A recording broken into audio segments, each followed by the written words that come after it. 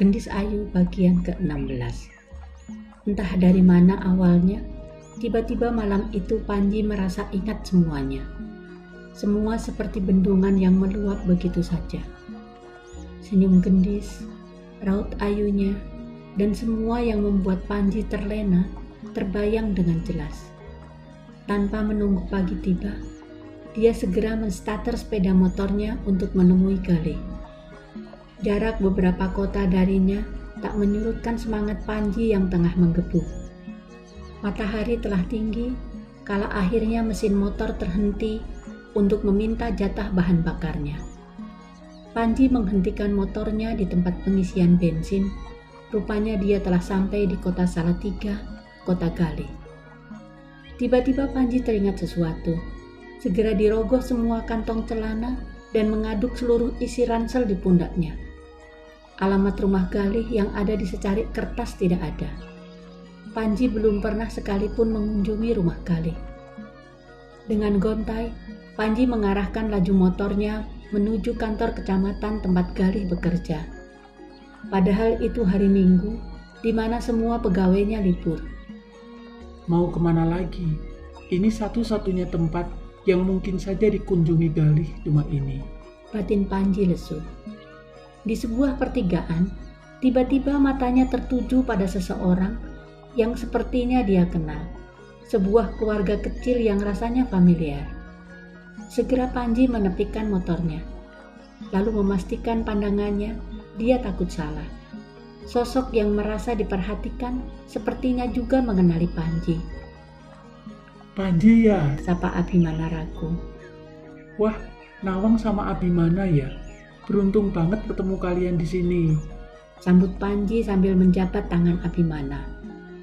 Wah, kalian serasi banget sih. Dan ini ganteng banget jagoannya. Seru Panji sambil mencubit gemas pipi Dimas anak Nawang. Mas Panji tinggal di Salatiga? Tanya Nawang. Oh enggak Wang, aku mau ke rumah Galih tapi lupa alamatnya. Kamu inget Galih enggak Wang? Tanya Panji sambil terkekeh. Mas Galih ya? Ya inget mas, jawab Nawang lembut. Panji agak pangling melihat Nawang sekarang. Nampak keibuan tapi semakin cantik. Tutur katanya pun juga lebih lembut. Mampir dulu ke rumah kami yuk Ji, kata Abimana membuyarkan lamunan Panji. Wah, kapan-kapan saja Bi, kudu nyari Galih dulu ini, penting, kata Panji sambil tersenyum. Loh, katanya alamatnya hilang, terus piye? Tanya Nawang.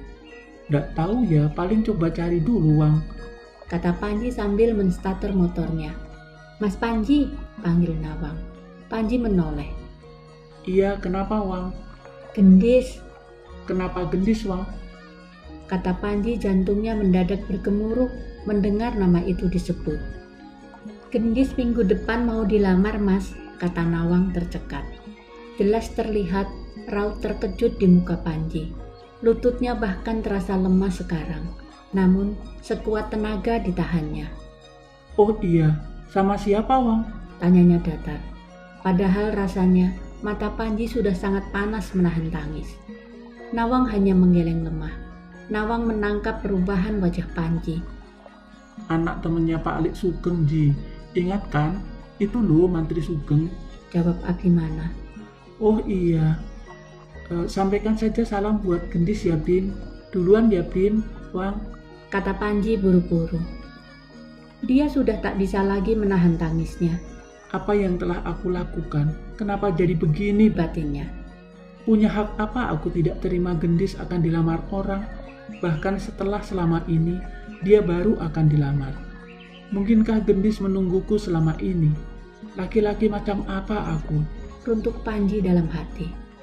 Jika benar selama ini Gendis menungguku, alangkah tidak tahu diri aku ini. Tak menyadari dan bahkan melupakan dia. Astaga, batin Panji getir. Pandangan matanya nanar menatap jalan. Rasanya ingin Panji berteriak sekeras mungkin. Hatinya mendadak sangat sakit. Terlintas kembali wajah manis Gendis. Akhirnya dia menepikan motornya, memasuki kantor kecamatan tempat Galih bekerja. Entahlah apa yang akan dilakukannya.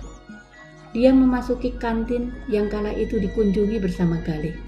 Tampak sepi, namun penjual kopi yang sama tampak membuka kedainya. Kopi setunggal, Bu. Pintanya sopan. "Jeh mas, sekedap jeh," balasnya ramah. Wajah Panji tampak kusut. Selain dia kurang tidur tadi malam, kabar gendis tadi benar-benar membuatnya kacau. Secangkir kopi terhidang di hadapannya. Panji mencoba tersenyum sekilas kepada ibu warung, lalu kembali tertunduk. "Mas ini kalau ndak salah temannya Mas Galih kan?" tanyanya sopan. Panji mengangkat mukanya. Iya betul, Bu. Saya ini mau ke rumahnya, tapi ndak tahu alamatnya, Bu. Apakah Ibu tahu rumah Galih?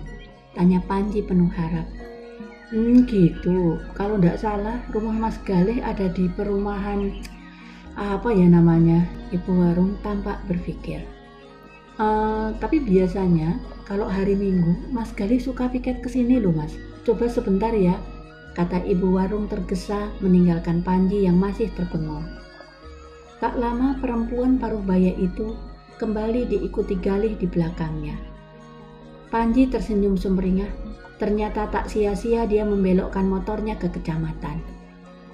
Wih, baru sore ini aku berencana main ke rumahmu, Di. Kamu lebih gesit rupanya, sapa Galih riang. Panji hanya tertawa mendengarnya. Gimana? Ada perkembangan? Tanya Galih sambil menyesap kopi Panji. Dipandangnya muka Panji masih tetap ganteng sih, walaupun sedikit kacau penampilannya, tapi malah menciptakan kesan cowok ugal-ugalan yang suka bikin cewek klepek-klepek. Oke, kayaknya lebih baik ngobrol di rumahku aja yuk, ajak Galih seraya menarik tangan Panji setelah sebelumnya meletakkan uang di bawah gelas kopi. Mata Panji membulat saking tidak percayanya dengan cerita Galih. Berulang kali ditepuknya pipinya sendiri, memastikan dirinya tidak sedang bermimpi. Dia tidak menyangka ada hal seperti itu di dunia ini, dan tidak menyangka lagi Nawang tega berbuat sedemikian rupa kepada adiknya sendiri. Memang sikap buruk Nawang beberapa telah diketahuinya, namun dia tidak menyangka Nawang akan berbuat sejauh ini. Lalu pikirannya segera melayang, membayangkan bagaimana hati gendis. Betapa tega dirinya membuat gadis itu terlupakan begitu saja. Gendis pasti sangat terluka. Bagaimana rasanya ketika Gendis harus memilih Nawang dan membiarkan hatinya sendiri terluka, dan dia hanya melenggang santai meninggalkan Gendis begitu saja. Dan hal itu tidak sekali Gendis mengalaminya. Panji menggeleng-gelengkan kepalanya berulang kali. Rasanya otak Panji tak berfungsi sekarang. Temenin aku ke Somawangi oleh, kata Panji tiba-tiba. Gendis mau dilamar orang. Aku masih pantas ndak ya menemuinya lagi, kata Panji terbatas. Sudut matanya berair. Aku pengen banget ketemu dia, Leh. Aku mau minta maaf, tapi aku takut merusak hari bahagianya dia sama cowoknya sekarang, lanjutnya pilu. Galih terdiam memandang sahabatnya. Andai Panji tahu dia yang akan melamar Gendis. Yowis, nanti tak cari informasi dan cara biar kamu bisa ketemu Gendis lagi ya, hibur Galih sambil menepuk bahu Panji. Panji hanya mengangguk lemah. Wah, calon manten datang, Bune, teriak Mantri Sugeng yang sedang bersantai di teras rumah bersama istrinya malam itu. Galih tampak salah tingkah mendengarnya. Tak lama mereka terlihat asyik mengobrol, kemudian istri Mantri Sugeng izin masuk ke dalam. Pak Mantri, kedatangan saya ke sini mau ngomongin acara lamaran saya itu, kata Galih memulai. Oh iya, piye Le, gugup ya kowe, tanya Mantri Sugeng sambil terkekeh. Dirinya teringat saat dulu akan melamar istrinya. Rasanya gugup dan takut ditolak. Walaupun dulu mereka telah berpacaran, namun statusnya kala itu yang masih seorang mahasiswa membuatnya takut keluarga istrinya menolak lamarannya. Bukan Pak Mantri, tapi karena Panji, kata Galih membuat Mantri Sugeng terdiam dan terlihat serius. Panji? Tanyanya serius. Galih lalu menceritakan perjumpaannya kembali dengan Panji dan bagaimana perasaan Panji saat ini kepada Gendis.